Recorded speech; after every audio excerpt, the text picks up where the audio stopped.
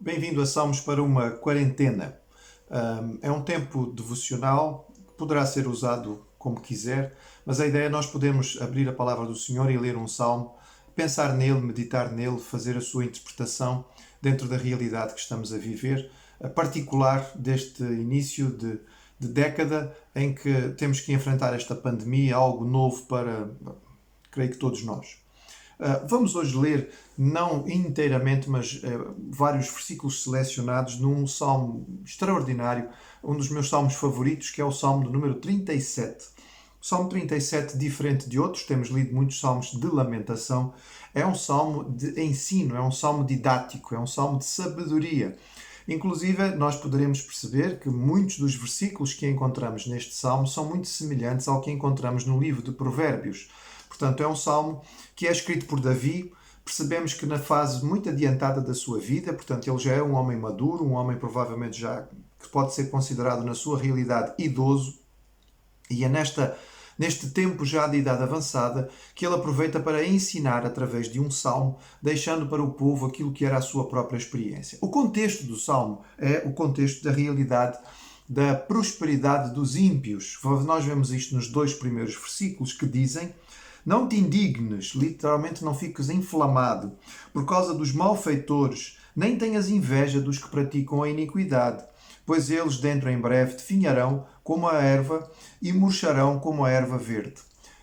Este é o contexto, portanto, e depois grande parte do salmo vai fazer o contraste, a diferença entre aquele que é justo e aquele que é ímpio, para mostrar que o ímpio é realmente muito diferente. Ele não vai, a sua prosperidade é extremamente temporária. Há então um conjunto de versículos do 3 ao 7 que são muito marcantes, com uma série de afirmações que são muito belas, significativas, porque são afirmações que são feitas por Davi e que servem para cada um de nós. Ele diz assim: confia no Senhor e faz o bem, habita na terra e alimenta-te da verdade. Agrada-te do Senhor e Ele satisfará os desejos do teu coração. Entrega o teu caminho ao Senhor, confia nele e o mais Ele fará. Fará sobressair a tua justiça como a luz e o teu direito como o sol ao meio-dia. Descansa no Senhor e espera nele. Não te irrites por causa do homem que prospera em seu caminho, por causa do que leva a cabo os maus desígnios. Deixa a ira, abandona o furor, não te impacientes. São 4 afirmações que vale a pena nós olharmos para elas e percebermos o seu significado para nós. Confia no Senhor. A ideia aqui é a ideia de encontrar refúgio, é de encontrar segurança. A ideia aqui é exatamente no meio de uma tempestade, quando começa, por exemplo, estamos na rua e começa a chover imenso, aquela chuva forte que até magoa e vamos ficar encharcados, então nós temos que rapidamente procurar um lugar onde nos protegermos, onde ficarmos em segurança, aonde evitarmos o dano que está a acontecer. Esta é a ideia que ele está aqui. Ele diz: procura o Senhor como o teu abrigo, não é? Que Ele seja aquele lugar onde tu vais te esconder na hora das dificuldades. E Ele vai fazer a diferença na tua vida. Versículo 4, extraordinário. Encontra o teu prazer no Senhor, agrada-te do Senhor. Se tu entenderes o quanto Deus representa de bem para ti, se tu perceberes o valor que Ele tem para a tua vida, e se Ele tornar-se algo que é a satisfação do teu coração, então a tua vontade vai estar alinhada com a vontade de Deus e tu vais perceber o quanto Deus vai responder às tuas orações. Tiago vai dizer que nós oramos e não recebemos aquilo que pedimos porque pedimos mal, porque pedimos errado, porque pedimos fora da vontade de Deus, porque pedimos por motivos egoístas, porque pedimos com um coração que não está ligado ao Senhor. O que Davi está a dizer é, um dos segredos de nós podermos ter satisfação de ir recebendo muitas respostas de Deus às nossas orações e de sermos muito abençoados, é encontrarmos a nossa satisfação em Deus. Porque quando nós alinhamos a nossa vontade com a dele, naturalmente fica muito mais fácil o Senhor poder responder às nossas orações. Entrega o teu caminho ao Senhor. Confia nele. A ideia de colocar, de dar para o Senhor, não é? De colocar nas mãos do Senhor. Esta ideia no original é muito interessante, porque ela dá mesmo a noção de rolar, ou seja, há um fardo, ele é muito grande, nós não conseguimos dar conta dele, então nós o empurramos até um lugar onde ele fica melhor. Entrega o teu caminho ao Senhor. O teu caminho, a tua vida, aquilo que tu vais fazer, as tuas decisões, são um peso significativo para ti. Então rola isto para as mãos de Deus. Entrega isso nas mãos do Senhor. Tenta permitir que seja o Senhor a fazer isto. E, portanto, esta ideia é profundamente ligada à seguinte, porque ela tem tudo a ver. Entregar tem que levar a descanso. E por isso ele diz, descansa no Senhor e espera nele. Se tu vais realmente entregar o teu caminho, se tu estás a ter satisfação no Senhor, se tu confias nele como o teu abrigo, então tu vais descansar. E a ideia aqui é aquela que apareceu em vários outros salmos, e nós já vimos nestes dias que temos estado a meditar, que é a ideia do sossegar, do silenciar, do acalmar o coração. Literalmente é, fica sossegado, fica tranquilo, fica quietinho. Espera no Senhor, deixa de estar agitado e de falar, mas ouve e repousa, e como tu entregaste, então descansa, porque Ele vai fazer a diferença. O salmista vai fazer uma lista de diferenças entre aquilo que é o salvo, o justo que anda com Deus, e o ímpio. Nós, no pouco tempo que temos reservado para estes devocionais, não podemos ver este salmo em todo o seu pormenor. Apenas mencionar alguns. Por exemplo, no versículo 11, vai ser citado depois pelo Senhor Jesus, ou usado pelo Senhor Jesus no Sermão do Monte. Os mansos herdarão a terra. A ideia aqui não é de mansidão no sentido de falta de força ou incapacidade para fazer as coisas, mas no sentido de uma força controlada. Ou seja, tem toda a noção da sua capacidade, mas a usa de forma correta. Descansa no Senhor e, portanto, não está agitado para querer impor a sua vontade, mas tem um coração que é manso e por isso Deus faz a diferença nele. Versículo 16. Vale mais o pouco do justo que a abundância de muitos ímpios.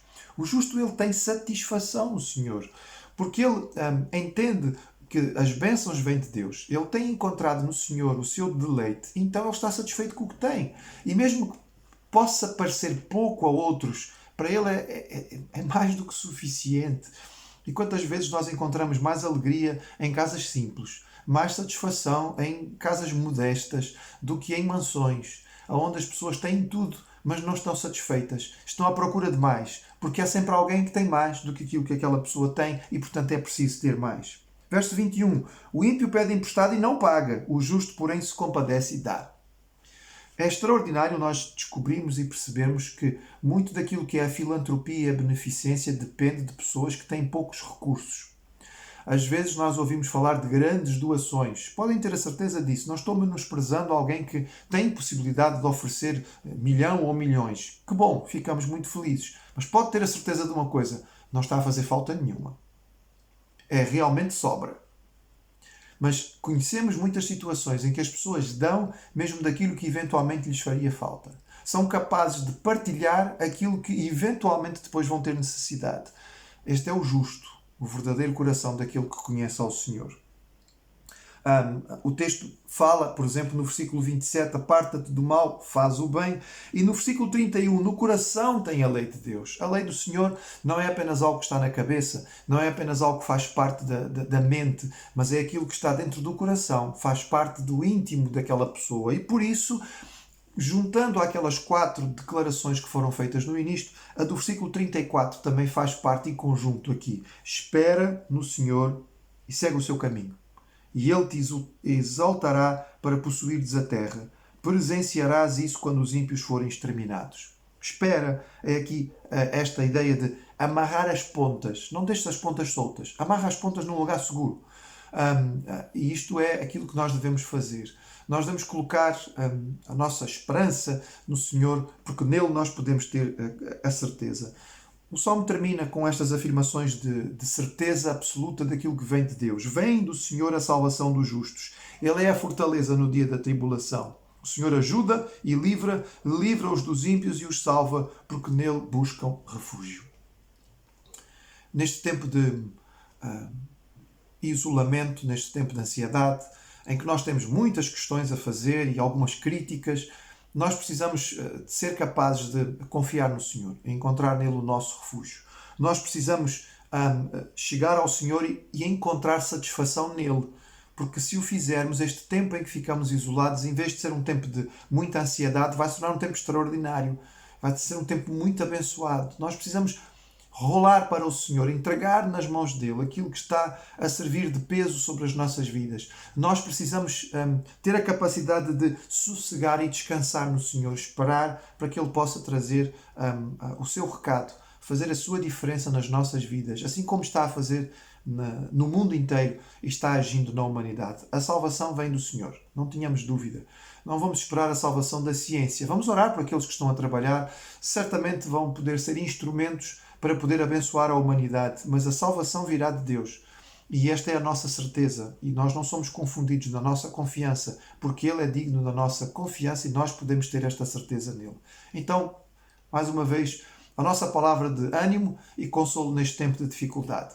Fortalecemos-nos nesta certeza de que o Senhor está connosco e nele nós podemos confiar. Ele é a nossa rocha, Ele é o nosso refúgio, confiamos, entregamos e descansamos nele.